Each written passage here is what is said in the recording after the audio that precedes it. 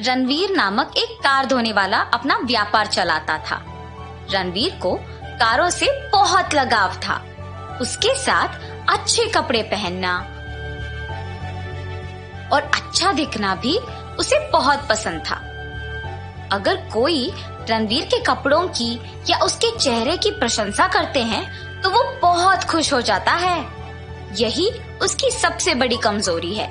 रणवीर के पास गांव के लोग अपने अपने कार को साफ करवाने के लिए लेके आते थे। वो उससे कहते थे कि कार की सफाई अंदर से और बाहर से होना चाहिए, लेकिन रणवीर गाड़ियों को कम से कम 2 दिन तक अपने पास रखता था।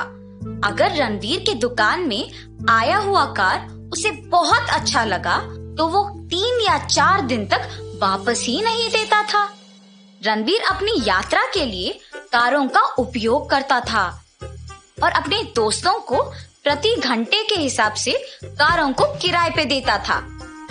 एक दिन प्रेमजी नामक एक बहुत अमीर आदमी एक महंगी कार में मणिपुर आता है।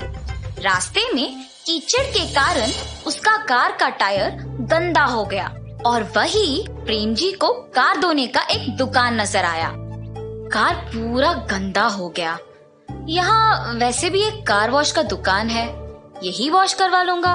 ऐसे सोचकर प्रेमजी रणवीर के दुकान जाता है।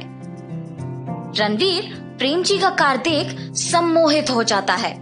प्रेमजी आके बात भी करता है, मगर रणवीर की आंखें तो सिर्फ उनके लाल रंग महंगी कार पे होता है और वो उनकी बातों पे बिल्कुल ध्यान नहीं देता है। बाबू इधर देखो, सुनाई दे रहा है? तब रणवीर प्रेमजी को देख अतिथि का गौरव देता है। बैठिए सर, इस कुर्सी में बैठिए। ऐसे कुर्सी साफ करके बैठने के लिए कहता है। नहीं बाबू, मुझे 15 मिनट में निकलना है। तुम अगर कार जल्दी से धो लोगे तो मैं निकल जाऊंगा। क्या 15 मिनटों में? इस कार को कम से कम एक बार तो चलाना होगा। पता नहीं ऐसा मौका वापस कब आएगा। कुछ भी करके आज इस कार को यही रख लेना होगा। बाबू क्या सोच रहे हो? चलो चलो काम शुरू करो।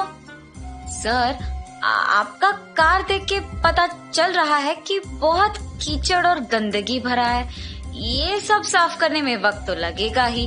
कल इसी समय पे आके ले जाइए। कल? पर शहर में तो चाहे कितना भी कीचड़ हो 15 मिनटों में काम खत्म करते हैं और तुम कल तक का समय मांग रहे हो।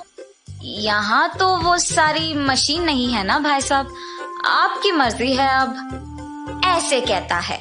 प्रेमजी भी सोच में पड़ जाता है कि इस कीचड़ भरी कार को लेके वो अपने रिश्तेदारों के घर नहीं जा पाएगा, तो इसीलिए फैसला करता है कि कार को वही छोड़ना बेहतर है।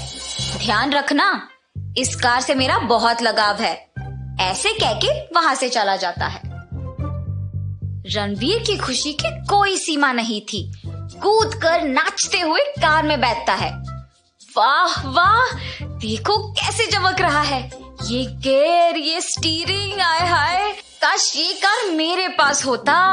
और ऐसे कह के गाड़ी शुरू करता है और ऐसे करते ही गाड़ी तेजी से निकल पड़ती है और ये रणवीर को और भी उत्तेजित करता है। प्रेमजी के नजर से बचने के लिए कार को गांव में नहीं चलाता है और गांव के दूसरे ओर गाड़ी घुमा लेता है। खुशी से गाड़ी चलाते हुए तेजी बढ़ाते हुए गाड़ी को उड़ाता है और उसे ये करने में बहुत मजा आता है। थोड़ी देर बाद अपने दुकान पे आकर कार से उतरते हुए गाड़ी चलाने में मजा आ गया। गाड़ी उतर के देखता है कि कार और भी गंदा हो गया। ये देख तुरंत गाड़ी की सफाई के काम में लग जाता है और साफ करने के बाद वाह वाह, इतनी सुंदर गाड़ी मेरे दुकान पे आना और मेरा उसे चलाना सच में मेरा किस्मत ही है। ऐसे रणवीर अपने आप में बात कर ही रहा था कि उस गांव के मुखिया और अमीर आदमी पृथ्वीराज उस लाल गाड़ी को उनके रास्ते से गुजरते हुए देख आश्चर्यचकित रह जाता है। ए रणवीर, तुम्हारे शेड पे इस तरह के महंगी गाड़ी का आना कब से शुरू हुआ? बहुत अच्छा है, मुझे 1 घंटा किराए पे दोगे? अब भाई साहब, इतनी महंगी गाड़ी के किराए का दाम भी तो महंगा ही होगा। अगर आपको मंजूर है तो लेके जाइएगा। मौके पे चौका मार रहे हो तुम। वैसे ऐसे गाड़ी के लिए तो कोई भी मूल्य मंजूर है। बोलो कितना है? 5,000। 5 क्या 10,000 ले लो। और ऐसे उस 10,000 देकर कार को लेके जाता है। रणवीर उन सारे पैसों को देख खुश हो जाता है। हाँ, अब मैं 1 घंटे के अंदर उस कार के वापस आने से पहले मेरे नए कपड़े पहनकर तैयार हो जाऊंगा। उस फोटोग्राफर को बुला के इस कार के साथ मेरी तस्वीर खींचने के लिए कहूंगा। ऐसे सोचकर उसके लाल रंग का शर्ट और पैंट पहनकर और चश्मा भी पहनकर तैयार रहता है। कार के आते ही कार के अंदर, कार के बाहर और कार के ऊपर बैठकर अपनी तस्वीर खिंचवाता है। कैमरा वाले को भेजने के बाद उस कार छोड़ने का मन ही नहीं कर रहा था और उसे पता है कि शायद ऐसी महंगी कार को चलाने का मौका फिर उसे कभी नहीं मिलेगा और इसीलिए गाड़ी को वापस तेजी से घुमाने ले जाता है। अचानक आगे से एक लड़का अपनी साइकिल पे आ रहा होता है और इस कार को देख वो दंग रह जाता है और इससे वो अपने साइकिल पे नियंत्रण खोकर साइकिल के साथ गिर जाता है और कार के डोर पे छोटा खरोच लग जाता है। रणवीर तुरंत कार से उतरकर उस खरोच को देखता है और घबरा जाता है और गाड़ी को उसके शेड लेके जाता है। शेड आके उस गाड़ी पे लगे खरोच को छुपाने के लिए अनगिनत तरीके कोशिश करता है। अंत में उसे एक कलर स्प्रे लगा के छुपाता है। अरे बाप रे, अब तो ये खरोच दिखाई नहीं दे रहा। अब तो मेरे ऊपर उन्हें कोई शक नहीं आएगा। कल तक तो ये रंग भी सूख जाएगा। हाँ, ऐसे सोचकर अगले दिन शेड के लिए घर से निकल पड़ता है और उससे पहले ही प्रेम जी शेड आ पहुंचते हैं और उसका इंतजार करते हैं। ये देख रणवीर चौंक जाता है मगर शेड को नकली हंसी हंसते हुए खोलता है।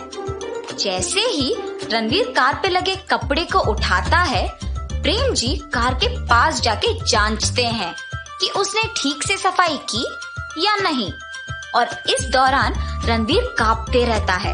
एक जगह पर प्रेम जी कार को छूना बंद करके उसे सूंघते हैं। क्यों सिर्फ इस जगह पे रंग का गंध आ रहा है? रणवीर कांपते हुए कुछ नहीं सर, पता नहीं क्यों। एकदम टिप टॉप से तैयार होके मेरे कार में पूरा गांव घूम के साइकिल से टकरा कर खरोच भी लगवा के उसे छिपाने कुछ रंग लगाए हो ना, और उसके ऊपर तुमने मेरे ही गाड़ी को किराए पे दिया, उसके साथ तस्वीर खिंचवाया। क्या इन्हीं सब के लिए मुझसे एक दिन इसको यहाँ छोड़ने के लिए कहा था तुमने? पुलिस, आप सबने देखा ना इसका नाटक, तुरंत इसे गिरफ्तार करो। मैंने भरोसे पे गाड़ी यहाँ छोड़ी थी। वो तो अच्छा हुआ कि मेरे नौकर ने इसे गांव के बाहर चलाते हुए देख लिया, वरना ये मुझे बेवकूफ बना देता। मेरे ही तरह किसी और के साथ ये नहीं होना चाहिए और इसीलिए इसको दंडित करना ही होगा। और ऐसे प्रेम जी रणवीर को गिरफ्तार करवाता है। तो इस कहानी का नैतिक क्या है? किसी और के चीजों से हमें लगाव या उन पे लालच नहीं होना चाहिए। जो हमारे पास है उससे संतुष्ट रहना चाहिए।